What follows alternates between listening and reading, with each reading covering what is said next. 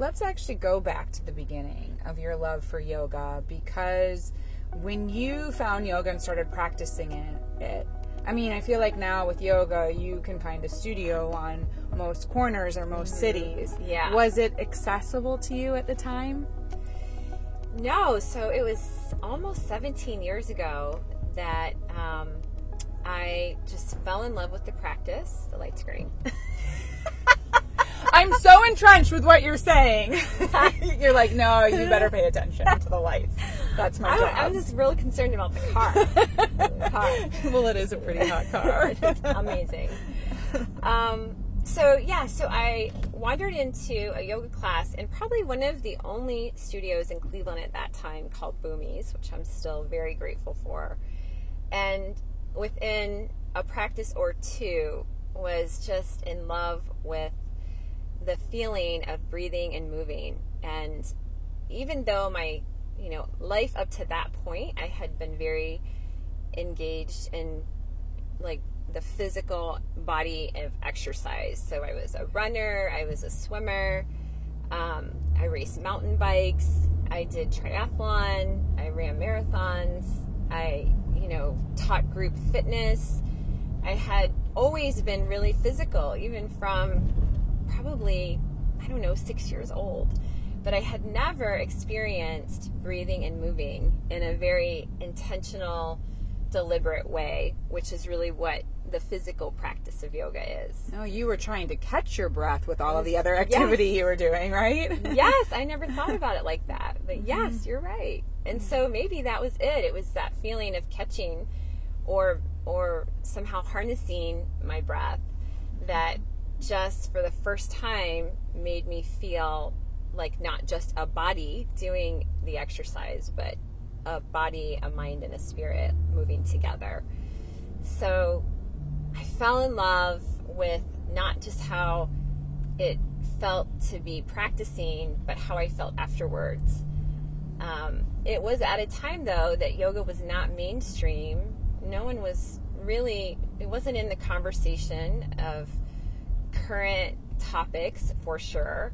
And even still considered a little on the fringe. And maybe weird, a little bit weird. I was just talking to someone the other day who's really at the top of his game in health and wellness, and he said when he was practicing yoga in the beginning, people thought that he was strange, that it was like almost cult-like or something. Yeah, Mm-hmm. I think that's true. I think probably in certain areas, maybe it was had progressed a little bit more, but it was definitely still at the beginning stages to catch the attention of the general public. Yeah. So, yeah. So you start practicing, you love it, and you had a different job. Like, what was your career in before? Well, ironically, we're yoga almost driving past where I was working at that time, which was at the club at Key Tower, which is right over there. Yeah. And I worked for the club management company that managed it was kind of like an upscale business and sports club for anyone who's not familiar with it. And so I was doing sales and marketing at the club at Key Tower at that time, but I also was running their group fitness program. So I was still involved, with that sort of holding space for group experiences. And so I loved my job. I had a great job, but I was just all of a sudden had become so in love with yoga. And my husband said to me at one point, why don't you go do your teacher training? Mm-hmm. And at that time, it wasn't offered anywhere nearby. I went to Rehoboth Beach, Delaware, and worked with a psychotherapist who was also a yoga teacher. And I just did a 3-week immersion, and just my love for the practice deepened to a point where I drove home and wrote a business plan in my mind of how I could leave my job and open a yoga studio that would be a safe space for people to come and breathe and move.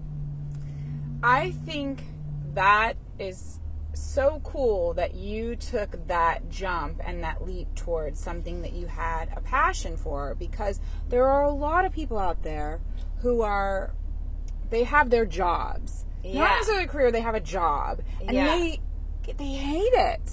They just, they don't really like doing it.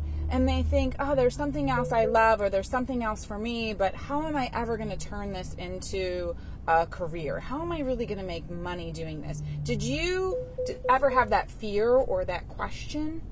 I just was so just taken with the practice that I felt compelled to make it accessible to others. And I loved the feeling of the studio that I did my teacher training at.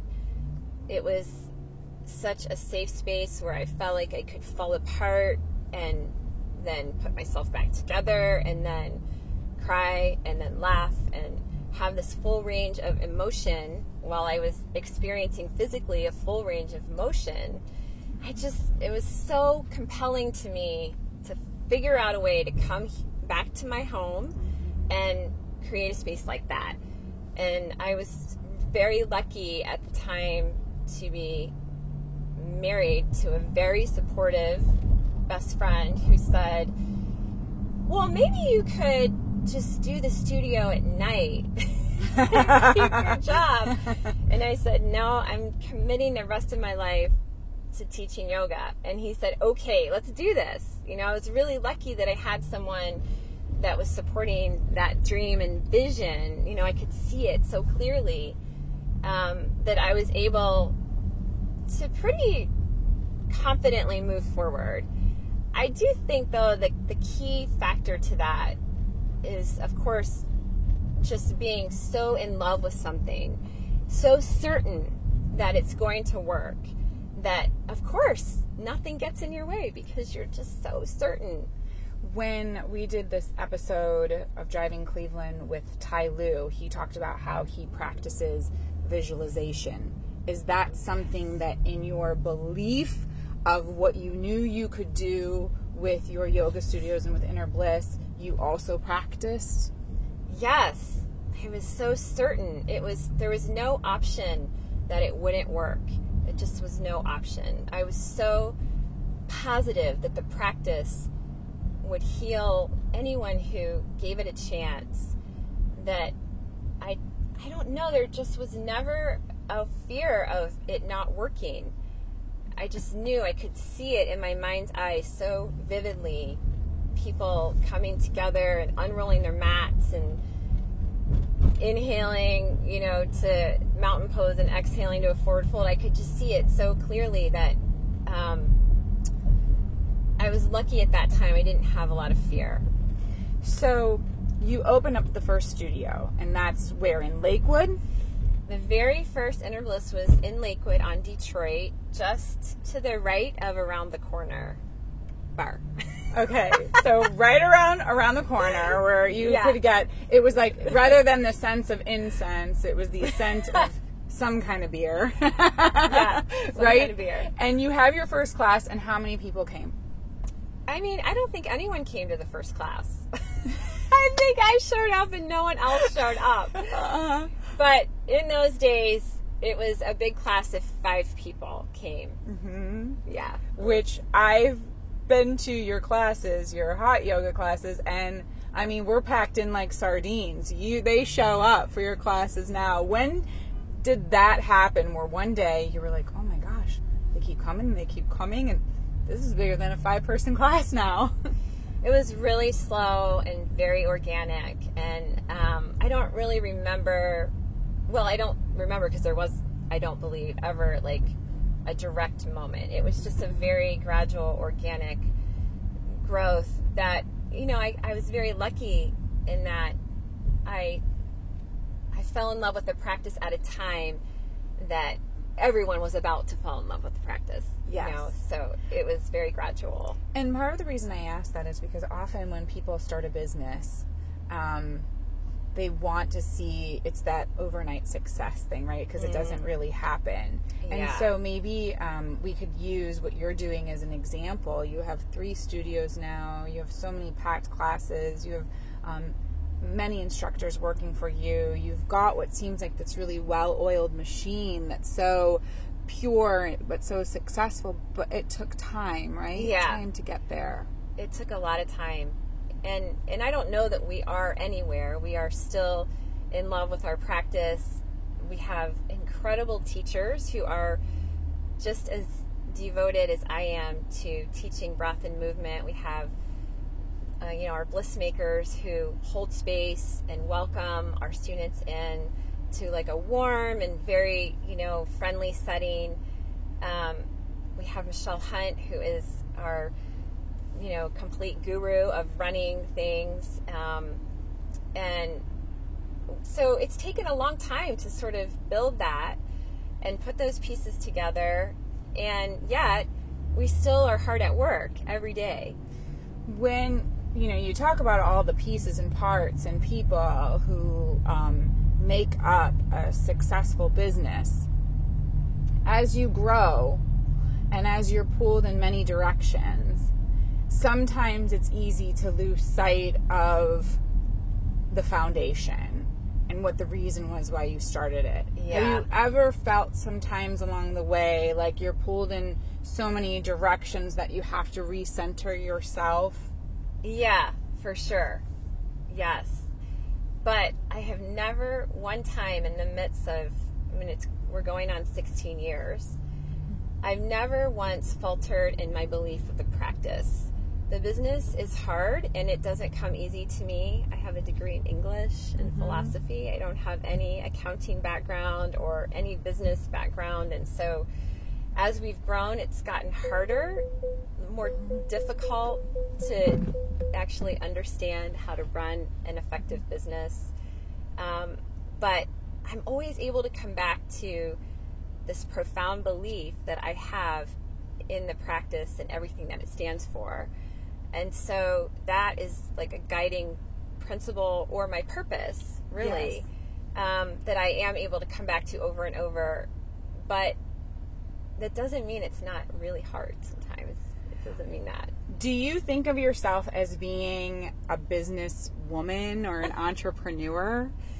Not really. I don't. And, as that sort of wave has come through in the last year or two, the entrepreneurial spirit, and I've been lucky enough to be asked to speak at a few different events on the entrepreneurial side of my business. And I'm honored, and I feel a little bit unworthy because I don't really see myself that way. I just see myself as someone who fell in love with something so compelling that I had to bring it to life for everyone around me.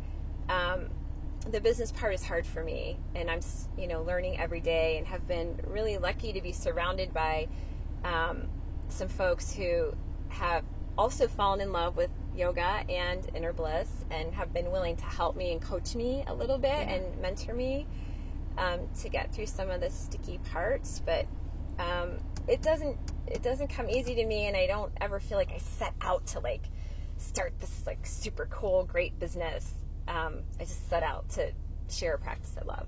Well, we're parked outside the Rock Hall, and speaking of growing ideas, you have an event that you started. Well, how many years now?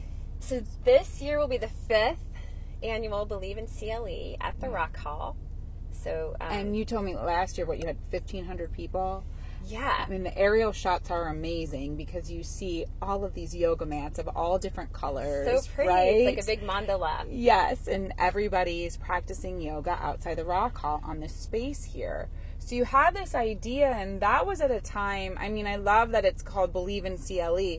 That was a time when maybe some people weren't sure if some were believing in the city, they wanted to believe in the city, they had hope, but maybe were a little bit down.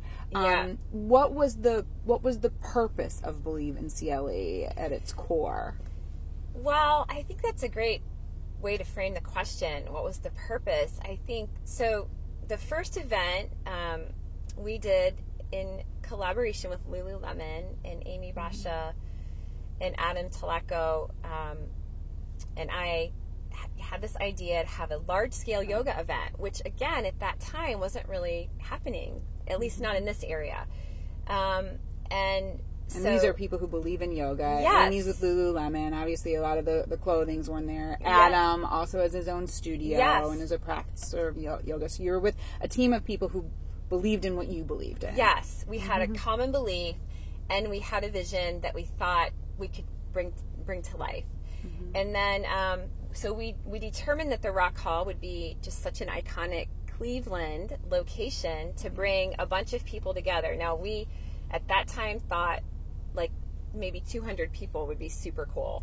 Yeah. And then we enlisted the help of Tim Mueller, who is an amazing champion for yoga and for Inner Bliss, and also has deep ties to the city. And he helped us convince the Rock Hall to give us a shot, because it was a new concept. Yeah. It was a new concept and a little bit hard to sort of wrap your arms around, especially if you weren't practicing yoga. So we got a yes. I will never forget the day that we got the yes. And, we put it together with the help of Lululemon, and then all of our, our team, like my team and their team, and we enlisted the help of any studio that was willing and interested, and could not believe that 800 people showed up. It's amazing. Dumbfounded. It's incredible, right? They Yes. keep coming and coming. Dumbfounded. Are you thinking like, hopefully we'll have like 30 people, or all my instructors will come? I mean, No. we hoped for 200. I think that Okay. was like our loose goal. Yeah, we hoped for 200. And I also, I go back to that original event, and I'm grateful continually for the impact that Lululemon has had, just on my own personal development, as well as just the culture of yoga. And they said they really wanted us to offer the event for free. They really felt strongly, and I'm so glad that it unfolded that way, because it has now become very meaningful to all of us involved, that it remains a free event that anyone can come to. You don't have to have the money to afford to go to a yoga studio. You can just walk up and unroll your mat. And I love the spirit of that, and the sort of generous quality that not only is offered, but then cultivates. Like you come to something that is offered from a place of generosity, and then you are even more inspired to go out and give. And I really do believe, I know we've talked about this off the camera before, but I really do believe that the secret, to living a really beautiful life is giving. And I love this event because it is a chance for all of us to give in a way that also creates this like giant energy for the city. And Yes. so that first night, it was so crazy. It was like being high on like, I don't know. energy. Energy. And life. It was, and the city, and like the possibility of, going past your doubts, like the Yes. possibilities that lie, in the land, the frontier, when you can get past the doubts in your mind. Which is so symbolic of what this city represents, certainly what yoga represents. Because Yeah. if you stick with it, I mean, I remember the first time I went to a class, I was like, I'm just going to sit and watch. Because I was amazed by what people's bodies could do and what I yeah. thought mine could never do. And while I'm still somewhat of a novice, over time, I see how much my body adjusts and adapts. Yes. So it, again, that also represents possibility. So it's such a cool thing. Believe in CLE. So that's coming up on September 1st. And Yeah. like you said, it's a free event. So people they come down and they Yeah. don't really have to do much, right? Nope. I mean, we asked people to register just because the Rock Hall likes to know what to Yeah. expect. How many are we going to have this year? Right? Yeah, they like to know. We asked people to register, but there's no cost, and we're really excited this year. We partnered with the Rock Hall and an organization called Upcycle, and we're going to be collecting school supplies for Cleveland Public Schools. And, we're not requiring people to bring something in order to get in, but we're asking, come and bring anything as simple as a box of crayons to maybe a backpack or whatever, Or fill the backpack. or fill the backpack, whatever you feel compelled to give. And then I love it. I know, I'm so excited. I love it because, again, it's just that what you talked about, giving. Yeah. Right? You're giving this event to people and to the city, and then they're bringing something, and it will affect children. Yeah. It's a constant stream of giving. It's contagious. It really is. And so as you give, everyone around you is inspired to give. And as you are, willing to overcome your own fears, and everyone around you is inspired. I mean, it's just contagious. And so I'm excited about that. And in combination with the collection of the school supplies, we also are doing, I don't want to completely share the whole practice, but we are introducing another sort of takeaway that everyone who comes will get to experience related to the power of believing. And not just believing in Cleveland, because clearly we've done that. Yes. And we have to, continue to foster that and cultivate that growth, but also then how that practice of believing and being so certain about what it is in your life that you really want to manifest, that you have a mantra around it, and then maybe you even find a way to solidify that mantra, maybe by writing it down. So we're going to introduce this really cool practice that we hope spreads, and we're going to provide everybody who comes, again, I don't want to say it completely, but everyone who comes will get something for themselves and then something to take away and give to someone else. Oh, that's cool. Just spread the practice of believing with such certainty and whatever it is that you want to manifest. Oh, that sounds amazing. It's going to be so cool. Well, Tammy, the show's called Driving Cleveland, and we're in probably the fastest, hottest car in town right now, in this Porsche Macan. And I know you're a little bit of a car enthusiast. Your husband is too. He was pretty excited you were in this. Oh, you want to switch seats and take this? Yeah. And let's see what this thing can really do, maybe? Yeah. If you could have any song playing right now, what would it be? Well, I just went to the Coldplay concert on Saturday, which was ridiculous. How about the song with the Chainsmokers? Yeah. Is that a good one? Something just like this. Yes. I woke up singing it this morning in my head. Okay. It's perfect. Well, I know that you have also worked with a lot of the sports teams in town. We love Joe Thomas. Big Joe Thomas. I know he loves yoga. You've filmed with him before too. And Joe Thomas can get that body up into a headstand in the middle of the room, and he can rock a handstand. Stop it! Yes, he can. I saw it with my own two eyes. Come It's on. incredible. Does he need to be spotted, or he does it on his own? Oh no, he can just kick right up. That body. So does he almost touch the ceiling? Yes. In the Rocky River studio, he almost touches the ceiling. That is so awesome. We got to get out of the slow lane and get into the fast lane and see what this car can really do. I Are you love nervous? the responsiveness of it. It's so responsive. Like, you just barely push the gas pedal, and it is like, whoosh. I know, but I think we should get out from behind this truck and he's in our way. Yes, He's in our way. When you like can. a bad habit. He is in our way like a bad habit. In our way like a bad habit. Let's blow past him. Remember, whenever I drive one of these hot cars and I'm going slow, our director Andrew Starr says, "You're in the fastest car on the road. Yeah. Now show what it can do." Why are you going slow? I'm like, but I'm nervous. I don't want anything to happen. Right. I would like to return this car unscratched to Bernie Moreno. I would like to make friends with him today and not enemies. Yes. So He would like that too. Yes. All right. So here we go. All right. Here we go. All right, I'm buckled in. What is your favorite car that you've gotten to drive? I'm going to interview you. Oh, okay. Well, this one I love. I really do. I love the Porsches. I have to say, it was so gorgeous. The Rolls Royce, white on white Rolls Royce that we drove with Ty Lue. It had orange stitching for the RR. I mean, the keys are glass. I think they say there's like piano wood or something inside. That car was so hot I wanted to just lick it.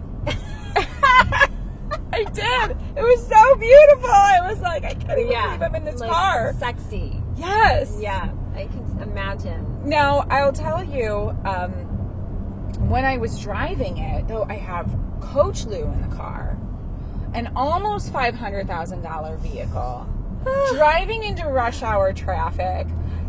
I felt a lot of responsibility in that moment. Like, I don't. Sorry. No, it's good. I like it. I actually like being the passenger when someone else is, you know, putting a little juice on that gas pedal. Yeah. But yes, it was a lot of responsibility to have that kind of a car. That kind of a car with a winning coach. I mean, I knew I needed to deliver him back in one piece. Yes. Yes. Speaking of delivering back in one piece, I know you have a yoga class coming up soon. I do. I know. 12:15. We don't want it to end, but I'm going to have to get you back to the studio at some I'm going to point. get off at the next exit. This one was too soon. I thought so. Have you heard of this goat yoga? Well, I follow that teacher on Instagram, and I can't get enough of it. It just makes me so happy to see what she's doing, and I love it. I love it. I mean, you know, we all can vibe off of our four-legged friends.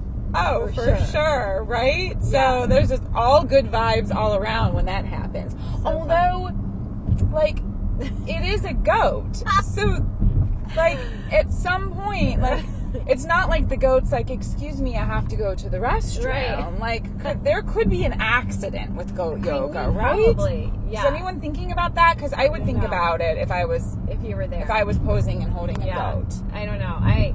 So many things can come up in a yoga practice that maybe aren't even as bad as goat yoga could be. I mean, there's so many. What's the worst thing that's ever happened? Can you say the worst thing that's ever happened during a yoga practice? That one has caught me off guard. Does that get a little Howard Stern-esque to ask that? I mean, let's just say I've seen some things that I would have probably rather not seen. I would say that has happened on a number of occasions in 17 years. I think I figured out I've taught over like 8,000 yoga. Is that right? Yes. Over 8,000? Yes. So I think a lot of things can happen, but I would say seeing someone's body part that isn't really meant to be like shown publicly is probably like the one that makes me like, right. Everything else, I can handle it. I can handle it. And you can't say anything. You just have to sort of, you don't assist that person. No. No. You had a chance to work with the team in the midst of, major competition and going for the big prize. Now we're talking about really tall guys and you're tiny. Yeah. Was that intimidating? I mean, because like you said, you've taught about 8,000 classes, but then suddenly you are with like the best of the best. Did that feel like an overwhelming moment? Yeah, that was big moment for me, and I also am a giant basketball fan. I have so much reverence and love for the game itself, as well as the team and how, what the team has done for the city. And it's like really, really big for me to have a chance to share the practice that I am so in love with those players was overwhelming. And I remember at the end of one of the practices, I just was really real with them, and I told them, coming here today, I was super nervous, and I just prayed to God that I would have the right words and know the right poses and be able to create an experience for them that would leave them feeling at ease and invigorated and relaxed all at the same time. And I felt like I could really see them loving the practice as much as I love it in those moments. Which is so cool. What kind of music did you play? Like, what do you play for LeBron James? The guy, I follow him on Instagram or on social media, and he's always rocking out to some cool jams. Like, did you feel like you needed to study like what he or the other players like to listen to, or did you just sort of did you just have the intuition over music? Well, I think you actually helped me out with that a little bit. And then I was very Live lucky. your playlist, girl. Yeah, right? exactly. With Live Your Playlist. You're super intuitive with music. So you were a big influence on that. I think we actually sat together and went through the playlist the first night before I was teaching the next day. And I was also really lucky that Derek Millender, who is the strength and conditioning coach for the Cavs, he gave me a little direction as well. Although I have to say, I did pick out half the list just based on my own intuition. They loved Lauryn Hill. They loved Prince, Purple Rains. Like, who doesn't? Yeah. You can't go wrong with Prince. Can't, yeah. And I actually played a little Kristen Doss, which was super well received, and then got some input on a few other pieces. So it worked out. I was very lucky to have so much support around that. Because if Joe Thomas has got the handstand down, I need to work on the handstand. I can teach you how to do a handstand in 5 minutes. Really? 5 minutes, I swear. Okay, maybe we should go do it now. Okay, let's try it. All right. Let's go do it. Let's go. Come on,